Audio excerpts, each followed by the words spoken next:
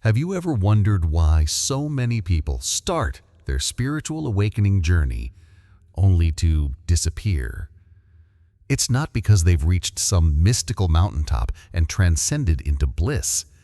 It's not because they've figured it all out. No. It's something much more raw, more real, more terrifying. Most people don't survive their spiritual awakening, not because it kills them, but because it breaks them wide open. It shakes the very foundation of everything they thought they were. It peels back the layers they've spent their entire life building until all that's left is something wild, unfiltered, and utterly untamed. And that's where most people retreat. They numb, they distract, they go back to the illusion, the so-called normal life. Because the truth, the real truth, doesn't free you right away. First, it wrecks you. It rips apart your illusions, tears down the stories you clung to for safety, and peels off the masks you've worn so long they've fused to your skin. That shiny, romantic version of awakening we hear about, with glowing auras and constant peace, that's only half the story. The real initiation, the one no one talks about, is messy. It's dark. It's disorienting. It starts in silence, a silence that screams, a silence that echoes in your chest like thunder. Suddenly, the world you once knew no longer fits. It hasn't disappeared physically, but existentially, everything collapses. Who you thought you were? Gone. The goals that once got you out of bed? Hollow. Even the beliefs that once gave you comfort start to sound like someone else's story. This is what Carl Jung meant when he said, "There is no coming to consciousness without pain."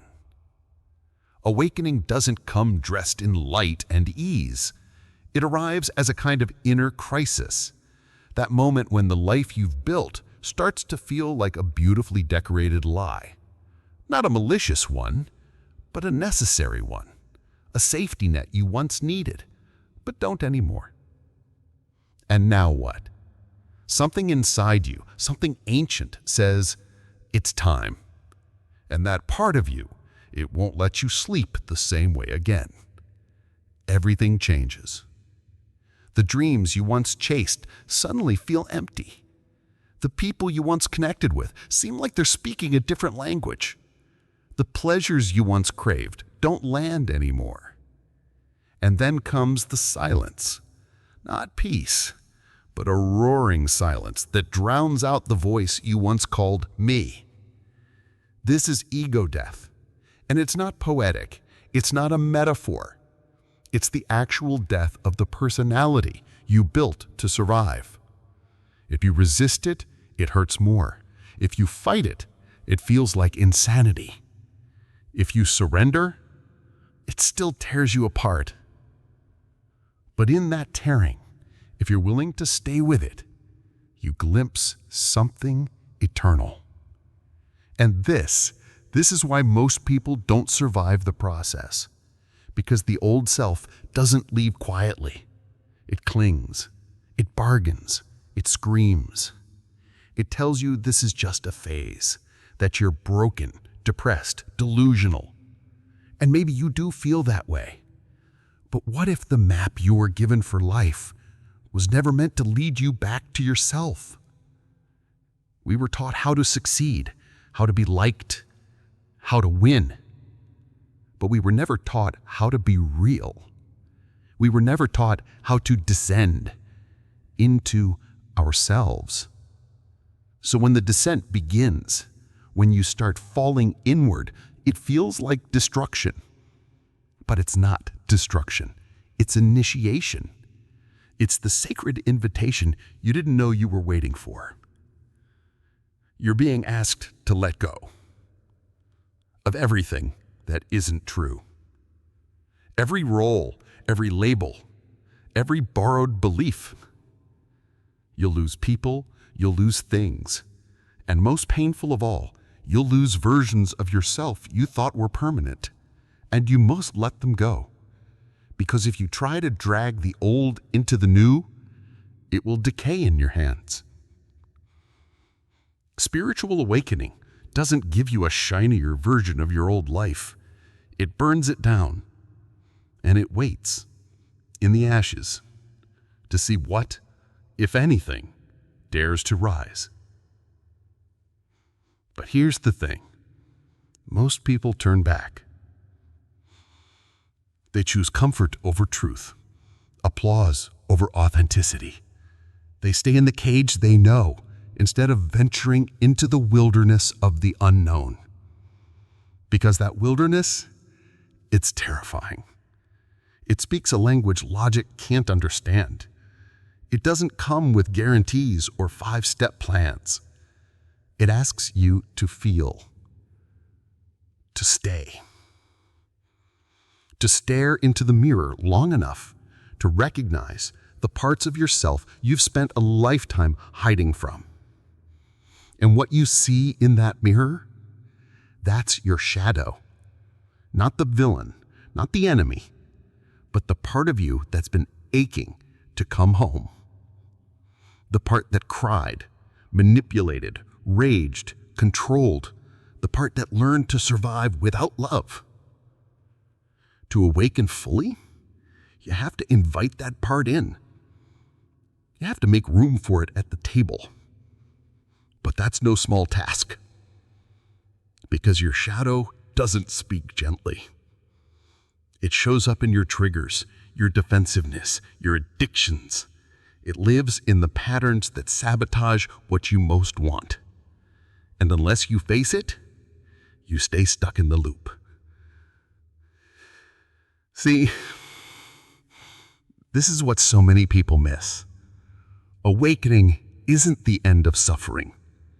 It's the beginning of facing it, honestly, consciously, radically. And that's why so few people make it through. Because awakening doesn't ask for a new wardrobe or a fancy meditation practice. It asks for your grief, your rage, your silence. It asks you to be reborn without any promise of who you'll become. It asks you to die while still breathing.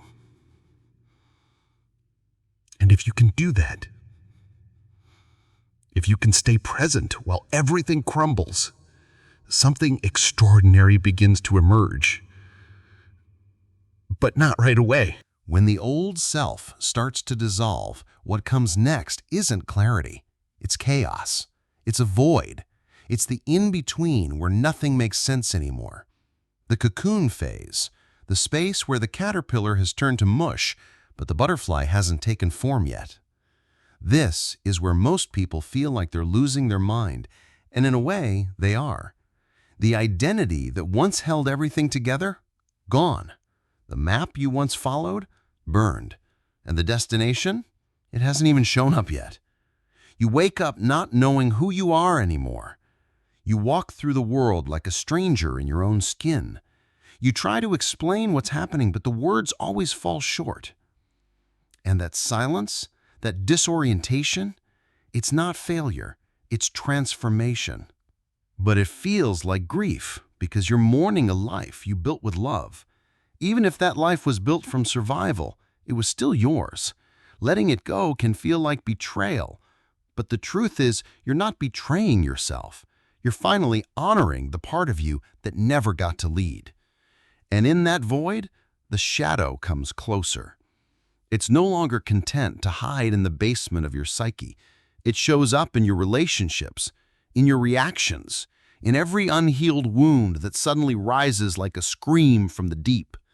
And your first instinct? Run. Of course you want to run. You were taught to escape pain, to fix it, to numb it, to cover it in spiritual jargon or drown it in busyness. But real awakening isn't a bypass, it's a confrontation. It's standing in front of the mirror of your own fragmentation and not flinching. You're not being asked to escape your pain. You're being asked to meet it, to sit with it, to let it break your heart open and show you what safety never could. And slowly, almost imperceptibly, you begin to see the pain for what it really is, a messenger, not a monster. The anger, the fear, the sadness, they're not mistakes. They're clues, each one holding a piece of your truth, waiting to be heard. And when you finally start to listen, something shifts. You begin to soften. You begin to feel something maybe you haven't felt in years, maybe ever. Compassion, not just for the world, but for yourself, for the child who didn't get what they needed, for the teen who built armor just to feel safe, for the adult who confused productivity with purpose. You begin to see yourself not with judgment, but with tenderness. And that tenderness, that's the soil where real healing begins. You stop trying to perform healing. You stop trying to impress anyone with your journey. You stop trying to be spiritually advanced because you realize it was never about being better. It was always about being honest. Honest about the mess. Honest about the paradox. Honest about being human, beautifully divine, and deeply flawed all at once. And in that honesty, you find your footing again. Not on a stage, not in applause, but in truth. A quiet, grounded truth that doesn't need to be validated to exist. You no longer need to belong where your soul feels small. You no longer chase relationships that require you to shrink. You stop trading your authenticity for approval. Because now you understand safety isn't something you find out there. It's something you become when you stop abandoning yourself in the places that hurt the most. And that is where so many people never arrive, not because they're weak, not because they're broken, but because no one ever taught them how to stay. How to stay when the old life crumbles. How to stay when the loneliness hits. How to stay when the identity dissolves. But you are staying. And because you're staying, something extraordinary is beginning to emerge. Not something polished, not something perfect, but something real. And that realness, it's magnetic. You begin to see how much of your life was built on borrowed dreams, ideas passed down from family, culture, fear, generations of people who didn't know what wholeness looked like, only survival. And survival taught you to shrink, to smile when you were hurting, to play nice when your soul wanted to roar, to say yes when everything in you screamed no. But now, you're not surviving anymore. You're awakening. And with that awakening comes a sacred rage, a holy fire. Not the kind that destroys, but the kind that cleanses. The kind that says, I was never meant to live asleep. And from that fire, your voice changes. You speak differently. Not louder, but clearer. You say no without guilt. You say yes without explanation. You stop apologizing for being whole. And the world doesn't always know what to do with that. Because the world trained you to conform, to stay quiet, to be predictable. But now, you're a frequency it can't categorize. You're a presence that can't be ignored. You're a mirror that reflects the unconscious in others. And that mirror, it doesn't flatter. It reveals. Some will shatter when they see it. Others will awaken. But here's the thing. It's not your job to manage their reflection. Your job is to remain the mirror, to hold the clarity, to embody the truth you have fought to reclaim. Because this is where awakening becomes power. Not the kind you post about, the kind you live. Quietly, honestly, relentlessly. In this presence, this truth you now carry isn't loud. It doesn't shout to be seen. It doesn't need to convince or explain. It simply is. It exists in how you walk through the world now, not reaching, not proving, just being. Sometimes that presence looks like crying in your car because your nervous system is rewriting itself. Sometimes it looks like losing friendships you thought were forever, not because anyone did anything wrong, but because your truth grew louder than their silence. Sometimes it looks like grieving a life you poured your heart into because it was built from a version of you that no longer exists. And that's the cost of becoming. You don't just lose illusions, you lose identities. You lose comfort. You lose the scaffolding that once held you together and now holds you back. And what replaces it? At first, nothing. Just emptiness, a vast, sacred, holy void. You wake up some days not knowing who you are.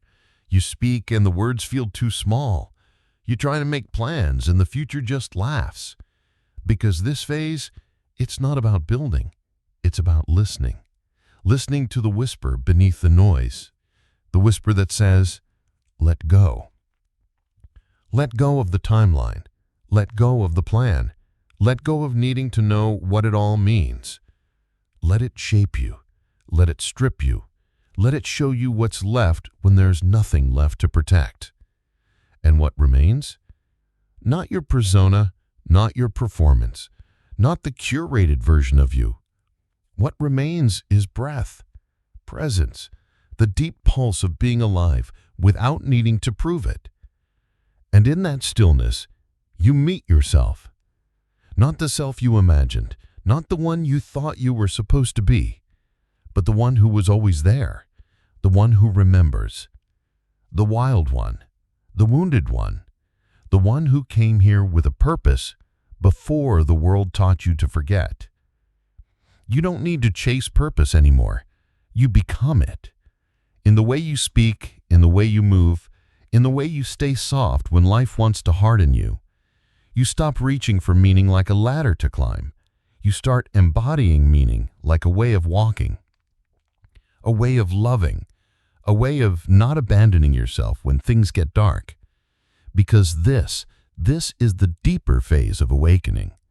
The part no one talks about, not because it's secret, but because it can't be taught. It can only be lived. It's not a destination, not some mountaintop moment. It's a rhythm, a remembering, a return to the self behind the shadow, the self before the conditioning, the self beyond the story. And once you begin to live from that place, not just visit, but truly live, everything changes. Not dramatically, not instantly, but undeniably. Your life gets quieter, but fuller. You stop explaining yourself to people who were never listening. You stop outsourcing your intuition to people with titles and systems. You stop betraying your inner knowing just to be accepted. And something strange happens. You stop striving for love because you realize you are it. You are what you are always looking for, not in someone else, not in the mirror, not in the future, right here within. You begin to trust that the life aligned with your truth will unfold as it's meant to, that what falls away was never truly yours, that what stays will meet you at this new frequency. You don't rush your becoming anymore. You don't beg for clarity. You don't fear the unknown, because now the unknown feels like home. There's a kind of strength born from walking through the fire of your own collapse, but it's not the strength we're taught to admire. It's not loud. It doesn't flex. It doesn't sparkle for validation. It's quiet. It's sovereign. It's the strength of someone who knows who they are and doesn't need to be seen to believe it. You don't move through life seeking proof anymore. You are the proof, not for the world, for your soul, for the part of you that remembers what it cost to come back to yourself. This strength, this unshakable presence, it's not built overnight.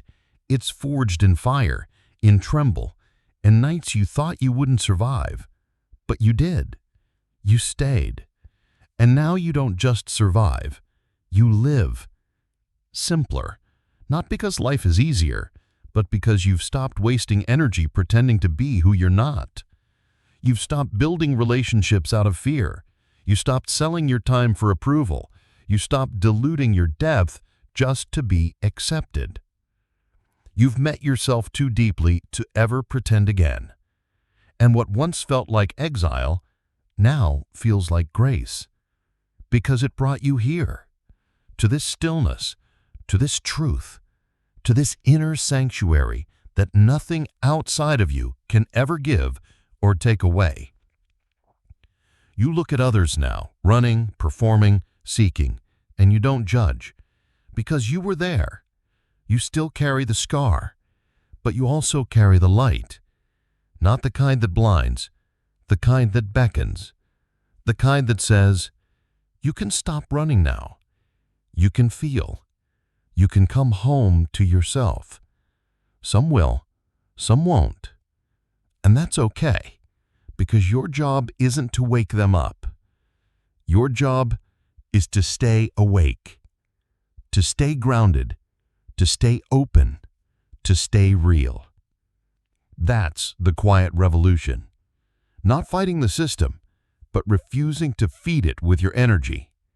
Not preaching change, but embodying it so fully, so fiercely, that it can no longer be denied. You become a mirror.